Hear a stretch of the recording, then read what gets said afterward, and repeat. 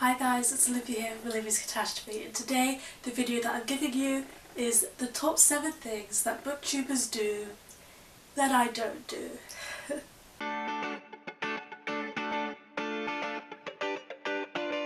So here goes number 1. The first thing that booktubers always seem to do, I'm doing it right now, is that they seem to have like a cup of tea or coffee or hot chocolate with them in the video, and they're just like talking it and holding it, and I'm sure they drink it during the video, but I've actually never seen a booktuber take a sip from their drink in the video. They must edit out all their drinking.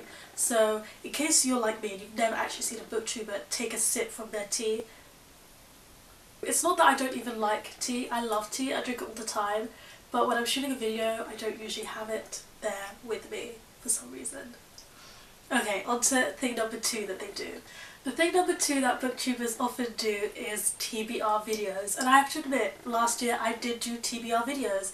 I did quite a few TBR videos, but the thing is that they're just not me. I also did TBR photos for my blog, but really I'm such a mood reader. I discovered that when I did my reading vlog video. I'll leave a link to that below. I'm such a mood reader and setting a TBR just doesn't work for me.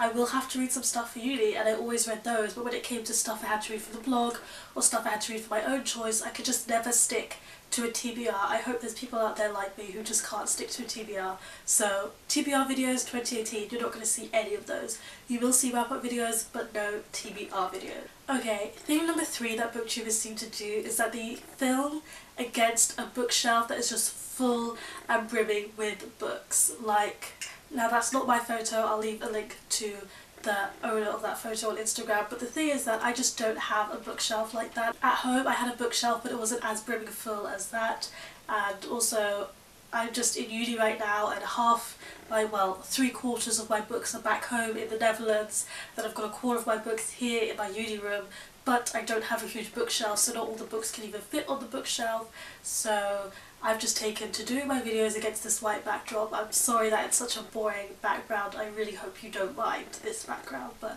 I just don't have a bookshelf to film against.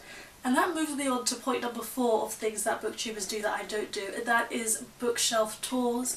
I've seen bookshelf tour videos all over booktube. There's so many ones, and I actually really don't like watching them. This is a personal opinion, okay? I really don't enjoy watching bookshelf tours. I find them so boring. Like, it's cool to see what books you have. Really, I'm more interested in your thoughts on the books. I don't enjoy watching them, which is why I've never filmed one of my own, but now I also physically can't because of the scenario where my books are everywhere. I do enjoy watching book hauls, but that's a bit different because people talk about what the book is about, and I might find a new book that I want to watch. It's a bit different than watching a bookshelf tour. Point number 5, this leads on to point number 5, is that booktubers tend to do unhauls of books. And the people who unhaul like 80 books plus, I don't understand where you've got all these books from. Like, I have a lot of books. I also have a lot of books I haven't read yet, but I fully intend to read every single one that I buy. I don't just buy them. I mean, I know that they probably intended to read them and lost interest, but how can you have so many books you've lost interest in? I'm just like, what? I just get so confused how they have all these books, and usually while they're doing that they've got a bookshelf behind them full of books as well, so they just have so many books. I'm just like, I admire them for having so many books, but usually I don't give away a book if I haven't read it. If I feel like, oh, I'm losing interest in it, I'll just save it and I'll probably gain interest again, because I really value the books that I do buy and I always want to read them.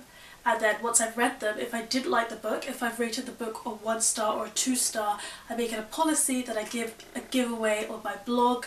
Maybe I should do some on my YouTube as well. I do a giveaway of the book because I didn't like it, but that doesn't mean somebody else will not like it. Because usually when I give away a book, you know, the person who receives it, they're like, oh my gosh, I really wanted to read this one.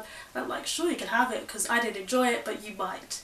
Moving on to another thing that booktubers usually do, and that is they usually only post bookish videos, and I'm so impressed with this because you just have so much bookish content and so many things to share, and sometimes there's such creative videos, and I'm like, I admire how many ideas you have for booktube, but for me personally I just really find it hard to stick to a niche. There's just so many things that I'm interested in. There's so many things that I am interested in, so I end up filming, you know, my Spain vlog, for example. I'll leave links to those below, and I just put them on my YouTube channel. I mean, it's mainly a booktube channel. I mainly do bookish things because my content here kind of correlates a bit with my blog. But at the same time, if I want to do a nail art video, it's totally out of the blue for my followers, but I just do a nail art video. Or if I want to do a yoga video, I haven't had the resources to do one yet, but I really want to one day. I'll just put it on my YouTube channel because I can't be bothered to make another channel just for that niche, so I just mix it up. And I admire booktubers who stick to books and really just always post about books, but that's just another thing that I don't do. And here's the last thing that booktubers do, that I don't do, that I want to do, and that is read-a-thons. Booktubers love read-a-thons, they join them and they read all these books, and they read like books of categories with other booktubers and readers, and it's just so great. It's such a good way to connect to the community, to enjoy reading a lot of books within like 24 hours or a week. And last year I didn't join any read-a-thons, and that was really sad. I mean, I did do my read 50 pages a day challenge, but that was a personal challenge and I did it by myself and I wasn't connecting with many people. Oh well, I didn't do it entirely by myself. There were a couple of people who joined me on Twitter and that was nice. It wasn't really a read-a-thon because it was very last minute, but it was kind of in the read-a-thon mode, and I want to do more read-a-thons. Not last year, but the 2 years before that I hosted the fantasy favourite read-a-thons with the lovely bloggers of the blog of Wonderland. I'll leave their blog below. And this year, hopefully, we'll also be doing another fantasy favourites read-a-thon and running that. And hopefully, I'm not joining any read-a-thons now because I've seen them come and go, like the Winter Bibliothon and also like 24 in 48 hour bibliothons, read-a-thons, but I just haven't been able to join because I've had so much going on personally. But hopefully towards the end of 2018 or towards the middle I'll have more time and I'll be more organised and I'll be able to join some read-a-thons, because that's something that booktubers do that I don't do, that I want to do. So I'll leave that video here. That's the conclusion. Some of these things I don't do and I'm not going to do, and some of them I do want to start doing, like the read-a-thons. So let me know in the comment section below about you. Do you stick to a TBR every month, or are you too much of a mood reader, or is there something that booktubers do that you don't do, that you want to do, or you just don't do? And also let me know your opinion on bookshelf tours, because I feel like I just threw a controversial kind of thing out there. Okay, thanks so much for watching. Please give this video a thumbs up if you enjoyed it, hit the subscribe button if you want to see more, and hit that notification bell if you want to be notified every time I have a new video. I'm just gonna go and finish this tea. See you guys next time. Bye.